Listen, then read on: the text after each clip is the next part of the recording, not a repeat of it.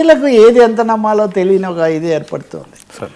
Sir కమ్ముకుంటున్న యుద్ధ మేఘాలు America, China, Russia వార్నింగ్లు. ఇది కూడా ఇది ఇప్పటివరకు మనం దేశంలో మాట్లాడాం. ఎన్ని విషయాలంటే ఈరోజు హిందూ సంపాదకీయం అదే. ఎన్నిటి మీద నైజీరియాని హెచ్చరిస్తున్నాడు ఎవరు, ట్రంప్.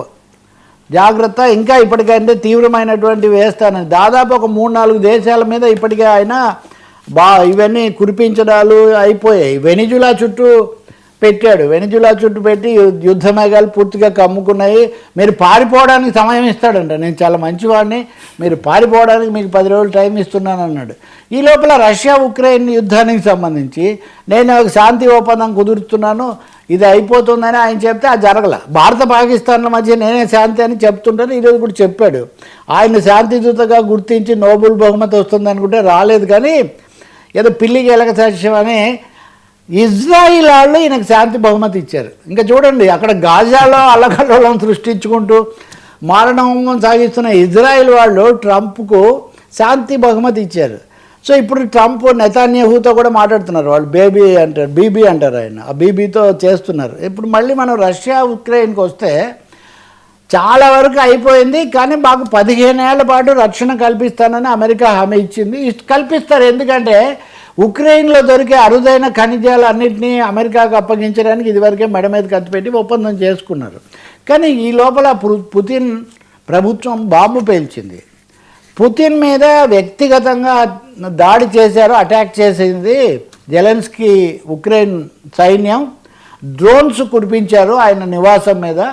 అనుకోని విధంగా ఆయన బయటపడ్డారు. అప్పుడు ఆ సమయంలో లేకపోవడం వల్లనే ఉక్రెయిన్ మీద పుతిన్ చాలా పెద్ద ఫిర్యాదు చేశారు. సో ట్రంప్ దీని మీద నేను అంతా శాంతికి చేస్తుంటే పుతిన్ నుంచి ఈ విధమైన ఫిర్యాదు వచ్చింది, నేను దీన్ని విచారిస్తాను, ఇట్లాంటివి ఏమాత్రం జరగకూడదు అది ఇదని హెచ్చరికలు చేస్తున్నారు. కానీ ఈ అన్ని చోట్ల ఉద్రిక్తతలు బాగా పెరుగుతున్నాయి. చైనా భారత్ కాదు, భారతదేశమే ఈ విషయంలో కొంచెం ఉన్నంతలో ప్రత్యేక పాత్ర పోషిస్తుంది. అప్పుడు అదే ఎవరో రాశారు, కోల్డ్ వార్ పీరియడ్లో ఒక విధంగా, పోస్ట్ కోల్డ్ వార్లో కూడా ఇండియా తనకేదో ఒక స్థానాన్ని అలా ఉంది, ట్రంప్కి అనుకూలం అనే పేరు ఉన్నప్పటికీ కూడా. కానీ తైవాన్, చైనా పక్కన ఉన్నటువంటి తైవాన్ చుట్టూ యుద్ధ మేఘాలకు అమ్ముకున్నాయి. నిజంగానే తైవాన్ చాలా ఆయుధ సన్నాహాలు ఇవన్నీ అమెరికాగానే వాళ్ళకి అన్ని సప్లై చేస్తుంది. ఇవన్నీ చేస్తుంటే మేమేం తక్కువ కాదు, మేము కూడా తగిన పాఠం చెప్తాం. మా దేశంలో భూభాగం అది, మెయిన్లాండ్ చైనా అంటారు, ఇది వేరే చైనా. సో దాన్ని ఎప్పటికైనా మా దగ్గర కలిసే దేశం మీద ట్రంప్ పెత్తనం ఏంటని చైనా వాళ్ళు కూడా అత్యాధునికమైన ఆయుధాలు అక్కడ మేము మోహరించాము, ఏ క్షణంలో అయినా ఏదైనా జరగవచ్చు అని తైవాన్కు సంబంధించిన హెచ్చరికలు వాళ్ళు చేస్తూ ఉన్నారు. ఇట్లా మనం కనుక చూస్తే వరుసగా అనేక కోణాల్లో అత్యంత ఉద్రిక్తమైన పాకిస్తాన్ అసలు ఇంకా అది అదుపులోకి రాలేదు, బంగ్లాదేశ్ ఇంతవరకు రాలేదు. ఎన్నికలకు ముందు అక్కడ ఎప్పుడు భగ్గుమంటుంది. ఖలేదా జియా కూడా చనిపోయారు ఇప్పుడే.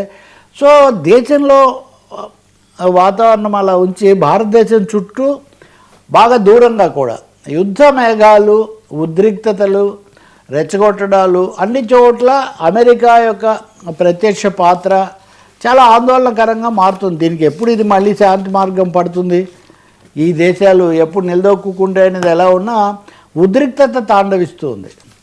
ఇంకా దీని ప్రభావం వాణిజ్యం మీద అవి పక్కన పెట్టండి. ఇంకా మనం అసలు ఉనికికి సంబంధించే ఇంత ఉద్రిక్తత ఉంటే ఇంకా వాణిజ్యం, అభివృద్ధి వాటి గురించి మనం ఏం మాట్లాడతాం. ఒక డజన్ దేశాల్లో ఈ సమయంలో అమెరికా కుంపటి పెట్టి కూర్చుంది. దాని మీద చైనాని దారికి తెచ్చుకోవాలంటే కూడా మా వేడి పెంచాలని ట్రంప్ బహిరంగంగానే చెప్తున్నారు. సో అదొక పరిస్థితి. భారతదేశాన్ని కూడా ఇందులో లాగడానికి పూర్తి ప్రయత్నం చేస్తున్నారు.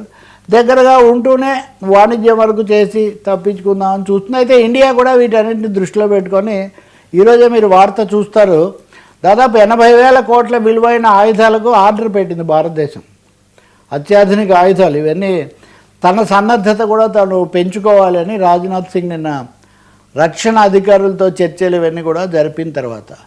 సో ప్రపంచం చాలా ఈ సంవత్సరం దాదాపు 2025 ముగిసిపోతున్న తరుణంలో చాలా ఉద్రిక్తతలతో, యుద్ధ మేఘాలతో ప్రపంచం 2026లోకి ప్రవేశించబోతుంది.